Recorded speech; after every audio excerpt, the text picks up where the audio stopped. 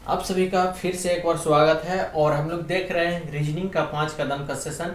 और इसमें बेहतरीन प्रश्न हम लोग करने वाले हैं जो आपके प्रीवियस ईयर में पूछा गया है। एएलपी टेक्नीशियन 2018 का जो एग्जाम हुआ था उसमें ऐसा प्रश्न आपका पूछा गया है। किस तरह का पैटर्न पे पूछा गया है सवाल, किस तरह से उसको बनाएंगे, सीधे के सीधे हम लोग सवाल की ओर बढ़ते हैं और उसको सोल्यूशन करके देखते हैं क्या वाकई में अच्छा प्रश्न पूछा गया है या फिर बहुत ही टेढ़ा मेढ़ा है। तो चलिए आइए सवाल की ओर।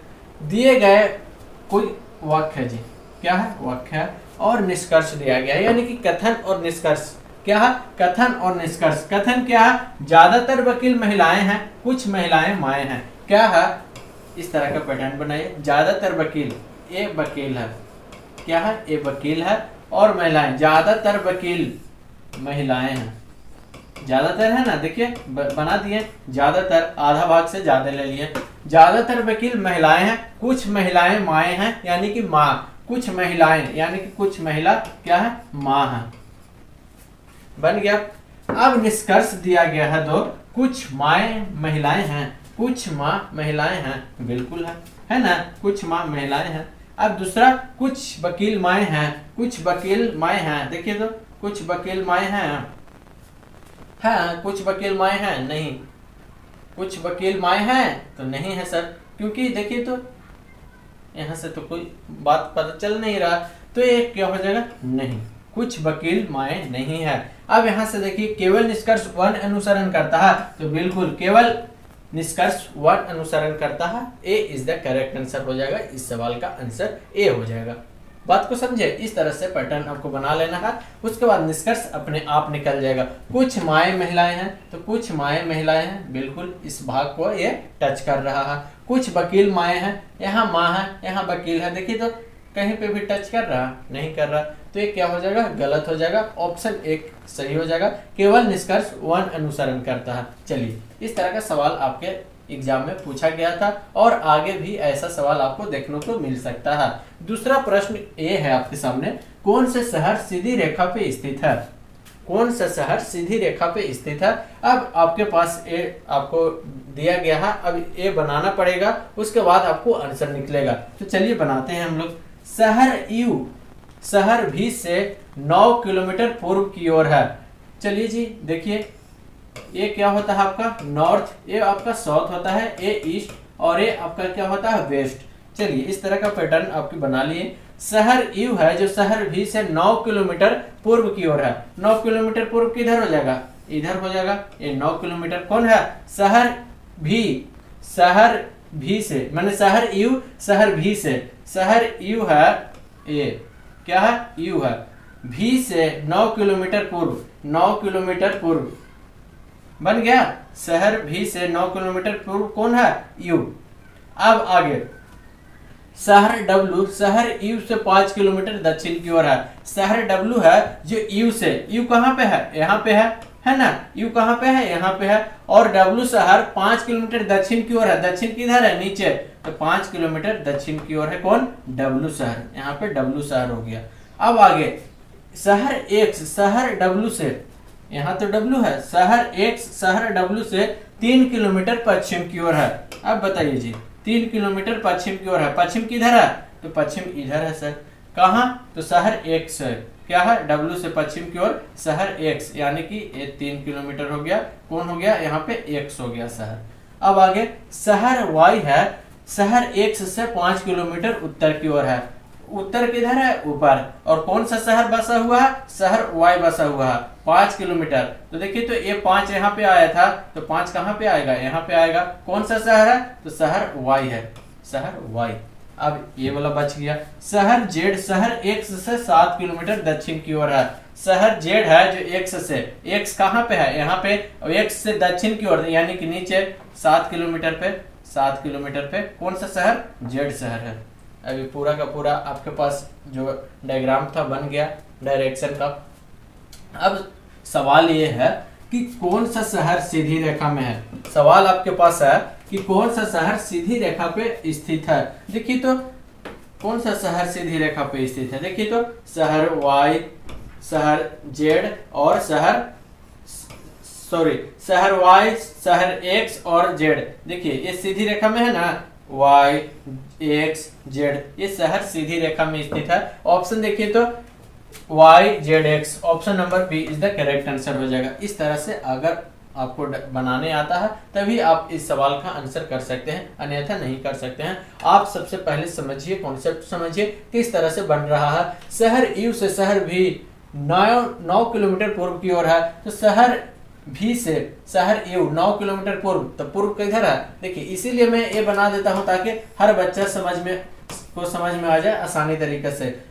भी से शहर यू 9 किलोमीटर क्या है, पूर्व की ओर है। उसके बाद बोल रहा कि शहर W यू से 5 किलोमीटर दक्षिण की ओर है। दक्षिण किधर होगा, नीचे, तो यू से 5 किलोमीटर दक्षिण W शहर है। उसके बाद शहर X, शहर W से 3 किलोमीटर पश्चिम की ओर है, यानी कि शहर X है जो शहर W से पश्चिम की ओर। पश्चिम कहाँ जाएगा, इधर आएगा, तो पश्चिम की ओर कहाँ, कौन सा शहर है, X 3 किलोमीटर की दूरी पे। उसके बाद क्या कह रहा है, Y शहर X से 5 किलोमीटर उत्तर की ओर है। X से 5 किलोमीटर उत्तर की ओर है, यानी कि ऊपर Y शहर। उसके बाद Z शहर X से 7 किलोमीटर, X यहाँ पे है और इसके 7 किलोमीटर दक्षिण की ओर है, यानी कि नीचे 7 किलोमीटर दक्षिण Z शहर है। अब पूछ रहा कि सीधी रेखा पे कौन सा शहर स्थित है, तो सीधी रेखा पे कौन कौन है, Y शहर है, X शहर है और आपका Z शहर है। आपके पास option number B is the correct answer हुआ। ठीक, चलिए अगली सवाल की ओर हम लोग बढ़ते हैं और अगला सवाल आपके सामने ये रहा।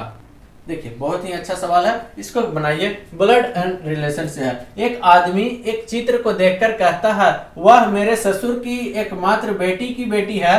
चित्र की लड़की इस आदमी की पत्नी से कैसे संबंधित रखता है। देखिए जी, पहले पढ़िए, वह मेरे ससुर के, यानी कि मेरे ससुर, आदमी के, यानी कि आदमी के ससुर, आदमी के पत्नी, ये आदमी हो गया, इसको पॉजिटिव चार्ज, और इसकी पत्नी हो गई ये। अब पत्नी के पापा, तब न ससुर हुआ। ससुर हमको बनाने के लिए मेरे ससुर, यानी कि आदमी के ससुर, यानी कि पत्नी के पापा ना हुआ ससुर, तो ये पत्नी के पापा हो गए। अब ये ससुर जी हो गए, यहाँ लिख लीजिए ससुर इस आदमी का। वह मेरे ससुर की एकमात्र बेटी, मेरे ससुर की एकमात्र बेटी, एक ही बेटी है, तो इस आदमी की पत्नी हुई, बेटी की बेटी है, यानी कि इसकी बेटी कौन है, यहाँ पे एकमात्र बेटी की बेटी है। चित्र की लड़की से आदमी की पत्नी से कैसे संबंधित रखती है, तो देखिए, तो आदमी की पत्नी की बेटी, तो बेटी से संबंधित रखेगी ना, तो option number C is the correct answer होगा। इस आदमी की पत्नी से कैसे संबंधित रखती है, तो बेटी का संबंध रखती है, बेटी है ऑटोमेटिक। तो इस तरह का आपको बनाने आना चाहिए। इस तरह से किस तरह से हम डायग्राम बनाते हैं, कहाँ पे पापा को रखेंगे, कहाँ पे दादा को रखेंगे, कहाँ को भाई को रखेंगे, कहाँ को पत्नी को रखेंगे, आप समझ जाइए अच्छा से, बाकी आपके हाथ में बन जाएगा। चलिए अगला सवाल की ओर हम लोग बढ़ते हैं और अगला सवाल रैंकिंग का सवाल है, बहुत ही शानदार। कुछ छात्र एक पंक्ति में बैठे हुए हैं। इस पंक्ति में x का स्थान बाएं से 17वां है, जबकि y का स्थान दाएं से 14वां है।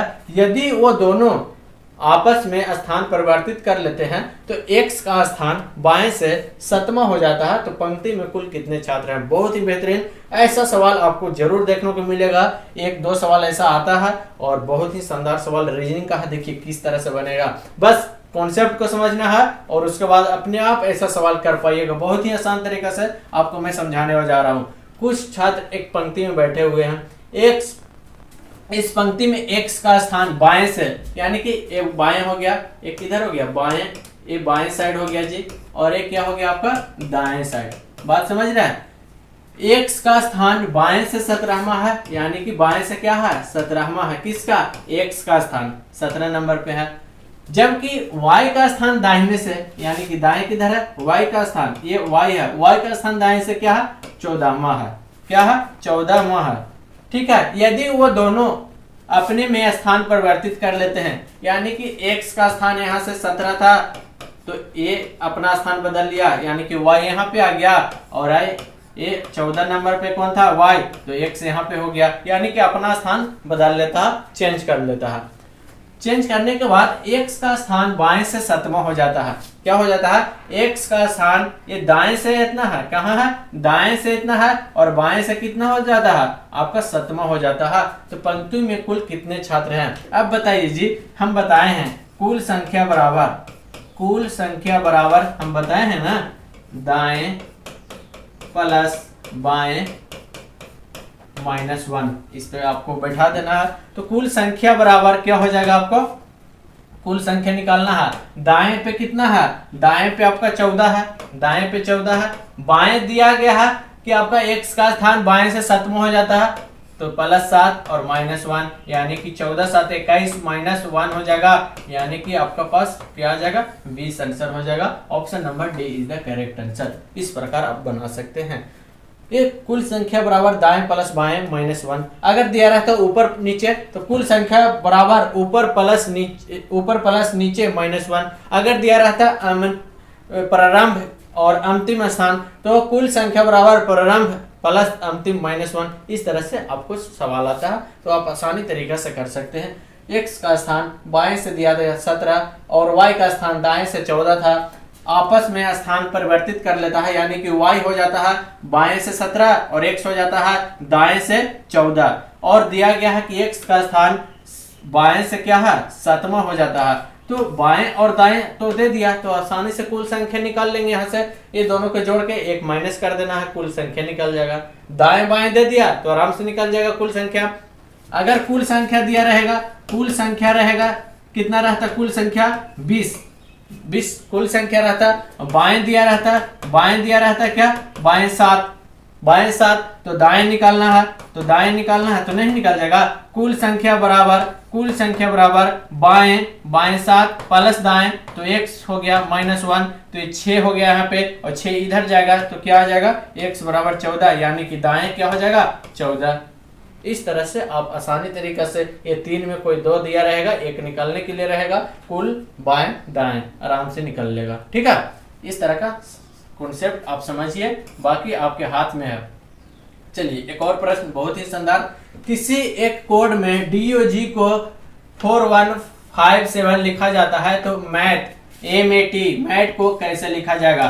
DOG को लिख रहा है क्या? 4157, तो मैट को MAT को क्या लिखेगा? अब बताइए जी। अब हमको यहाँ से देखने से प्रतीत होता है कि D का क्या होता है? 4 होता है। D का संख्या क्या हो जाएगा? इस लेटर का संख्या क्या हो जाएगा? 4। O का कितना होता है? 15 स्थान पे, और G 7 स्थान पे। अब देखिए तो 4 15 7, यानी कि सभी ये जो लेटर है उसका संख्या लिख दिया है ना। तो उसी तरह से हम इस लेटर का संख्या लिख देंगे। M कितने स्थान पे होता है? 13 स्थान पे होता है। A 1 पे और T आपका 20 पे, तो यहाँ क्या हो जाएगा? 13 1 20। देखिए तो 13 1 20 है, 13 1 20। ऑप्शन नंबर 1 यानी कि वो A is the correct answer. बस आपको क्या करना है? आपको नंबर याद रखना पड़ेगा भाई। A से Z का पूरा नंबर, A से क्या लिखना है? Z का नंबर पता होना चाहिए, और नहीं तो फिर गिनिए, काउंट कीजिए।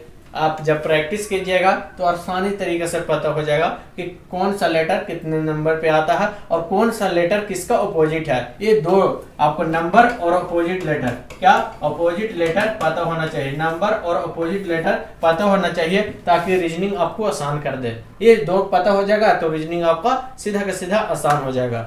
ठीक है, चलिए बहुत ही आसान तरीका से ये हम लोग सवाल कर रहे हैं और आगे खत्म होता है आज का सवाल। और इसी तरह से सवाल हम लोग करते रहेंगे। प्रीवियस ईयर में जो आपका पूछा गया है उसको कंटिन्यू हम लोग करते रहेंगे। किस तरह का सवाल पूछता है, कैसा पूछा गया है और उसको कैसे हम लोग बनाएंगे, ताकि इस पैटर्न पे आगे भी आपका एग्जाम में जो सवाल आएगा तो आसानी तरीका से बन जाएगा। ठीक है, तो अगले वाले वीडियो में हम लोग मिलते हैं 5 और बेहतरीन सवाल के साथ। तब तक बने रहिए हमारे चैनल पे, और नए हैं तो चैनल को सब्सक्राइब कर लीजिए।